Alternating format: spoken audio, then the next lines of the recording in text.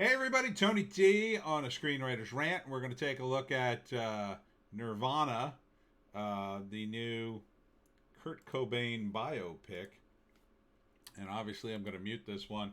Uh, so, you know, this of course is the pre trailer, so I'm going to skip that. The teaser trailer, this is a teaser trailer. And, these things, they're all exactly the same. It's the rise and fall of the superstar, right? And with this one, it's kind of easier than most in that Kurt had a definitive fall, right? It was he couldn't take the fame, and he ended up committing suicide. So spoiler alert there. He was a drug addict. He had all sorts of medical problems, and fame does weird things to people. They can't handle it. With all his money and fame, he could have just uh, gone off on a desert island somewhere for 5 years until everybody kind of forgot about him, and then come back and spend his money. But he had a lot of issues. I mean, you don't turn to drugs because you're a happy person. You know, you turn to drugs when you're in despair, and sometimes it doesn't matter. It's not about money. Um, so they're calling this a tribute, but you know, I I, I can't see.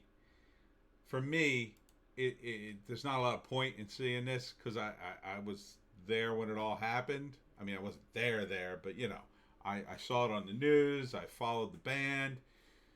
It might be nice to see how they, you know, play some of their music, and I'm sure there'll be a lot of press around it, and they'll interview all the ex members of Nirvana and Courtney Love, and some will say it's a good portrayal, and some will say it's a bad portrayal, you know.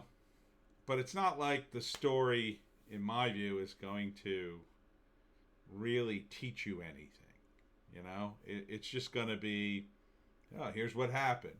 Here are some things that he might have thought that we're guessing at, but who knows what's inside another person's head. And when you're talking about a real person, it's one thing to imagine what is in the head of a fictional character and build a world out of nothing. It's another thing to take essentially what's already happened and try to somehow make that story better. I I I, I am doubtful that this movie will do that, not because of this particular movie, but because I'm doubtful any movie can do that.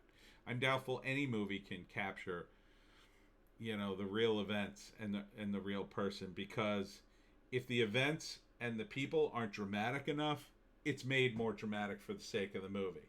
And if it's too unbelievable and crazy, they roll it back to make it believable enough. The Leonardo DiCaprio movie, The Revenant, which I thought was a pretty good movie, took liberties with the story too. It's a true story. And the thing about that, the liberties that they took with that, in my view, sort of wind it back. Because the true story is the guy who left him behind to die, who was supposed to stay with him and bury him after he died, he actually stole. There was no son who died. There was no, son character. He was. He left him to die and took his gun, his favorite gun, and then the guy who survived, who's played by DiCaprio, um, chased him across the frontier wilderness to get his gun back, his favorite gun, and he didn't kill him at the end. In the real story, he confronts him, and by that time the guy had joined the army because his story had such a lead on the actual guy that people were talking about him in hushed whispers because he had survived an attack with a bear, and all these crazy things had happened, and it was sort of whispered down the lane. So by the time it caught up to this guy, he was freaking out that the guy was coming to kill him. And he probably would have too, because he did steal the guy's gun. And so he went in, confronted him, and got his gun back and went his merry way. And that's the actual story, which to my mind actually is a more intense and crazy story. But, for Hollywood, they change it. So I have no doubt that for Hollywood, they're going to change a few things. They're going to combine a few characters. They have to. The movie's only 2 hours. Kurt Cobain's life was years. So, so I'm not too big on these movies. And especially since, I was around. Now, if I wasn't around during that time, I could see maybe, oh, yeah, let me check this out.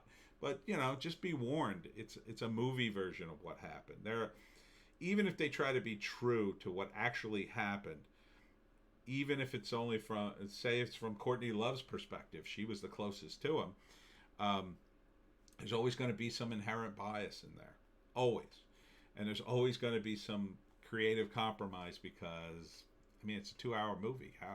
How long can you make it? So, first act, it writes itself, right? First act, the rise of Nirvana. Second act, they're crazy and they're going famous, but they've got all this money, but now the drugs. And third act, he can't take it, and the drugs and the fame, it's just all too much, and it climaxes with his death, and then the fallout from that. Cut to stills of the various characters and what eventually happened to them all. Dave Grohl went on to form the Foo Fighters and blah blah blah. Courtney Love and blah blah blah. It's the way it's gonna go. So yeah, Nirvana, Kurt Cobain. Look, I like that they call it a tribute. That seems to be nicer. But the poor guy, he had his problems. He was very, very talented. I wish he had lived. And I hope that the movie is a tribute and it's not some sad corporate thing, because if it's just some corporation exploiting his name, that would have made Kurt very, very sad, I think.